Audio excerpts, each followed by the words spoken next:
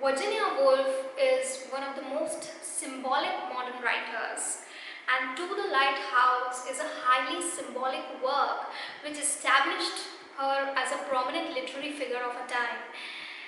And when we talk of To the Lighthouse, she has used various symbols which impart a great depth to the philosophical and psychological aspect of the novel.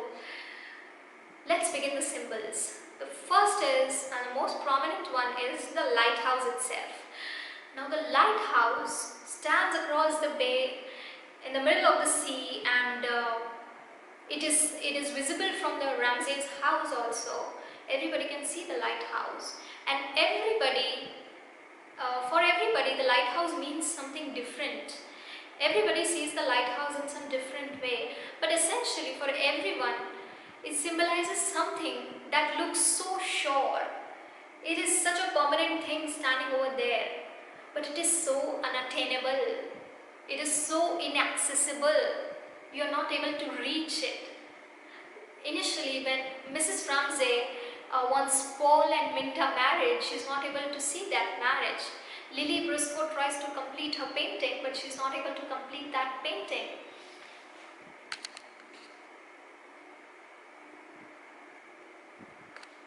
Mr. Ramsay is so sure of Mrs. Ramsay's love for her, but he needs a confirmation, and Mrs. Ramsay is not able to provide it in words. So what does looking so sure like that lighthouse, but you cannot attain it? It's not available to you.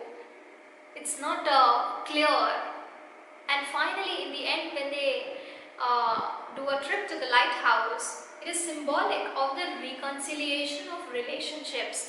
The relationship between James and Kemp with their father, Mr. Ramsay, and Mr. Ramsay lets go of his ego and tries to understand his children, and Lily Briscoe finishes her painting, and the lighthouse symbolizes that finally they have attained something, they have reconciled within themselves.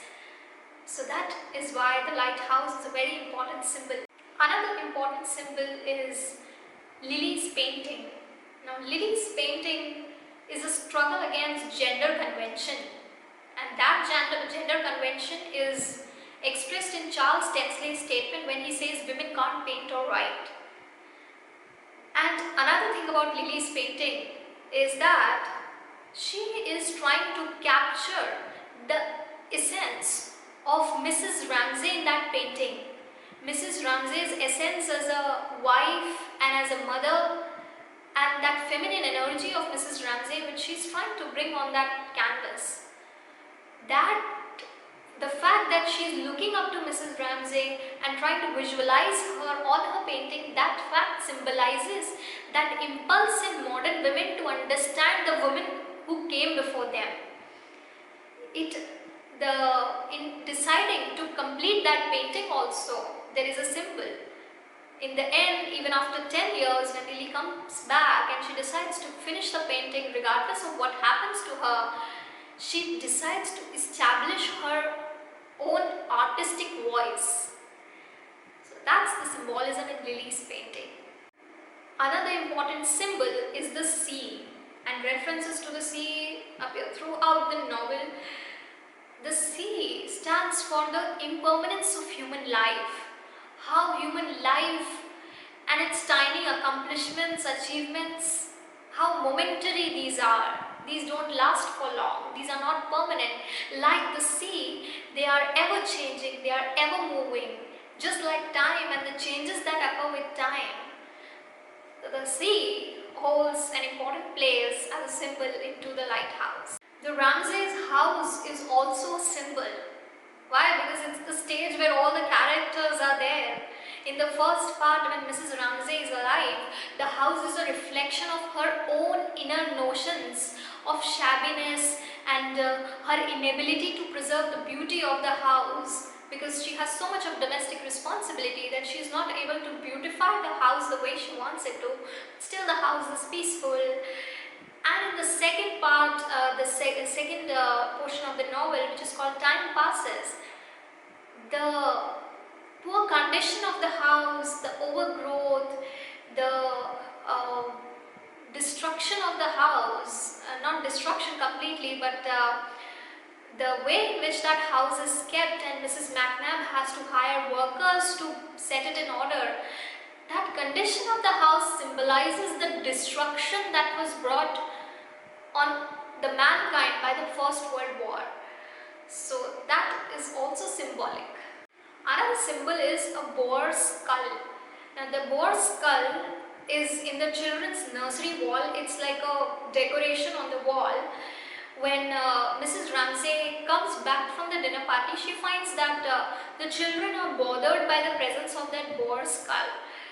They're little scared about it. So that boar skull symbolizes that death is always at hand. Death is always lurking around the corner. Even in the most blissful moments of life, death can come anytime. So that's the symbol of the boar skull. Don't you see the genius of Virginia Woolf? So with all these symbols, the novel To the Lighthouse becomes one complete whole. In a novel written in a stream of consciousness technique, symbols play a very important role. You know why? Because in stream of consciousness, there is no continuity of the plot. There is no this and this and this in the plot. You see various impressions, you see various things through various minds, and even if it is through one mind, it is in a variety of ways, because the mind does not think in a particular order. And when a novelist writes in a stream of consciousness technique, he walks into the psyche of the character, and the psyche of a character is not a planned thing. So how to hold the reader together in the novel? How to not confuse the reader? How to give the reader an experience that he has read one complete story? For that, symbols are very important. And if you've read James Joyce's Portrait of an Artist as a Young Man, or Ulysses, you'll come to know that a novel written in a stream of consciousness technique cannot be complete without symbols. And symbols give that beauty, that genius, and that depth to that novel. So that is why the study of symbols in To the Lighthouse is very, very, very important.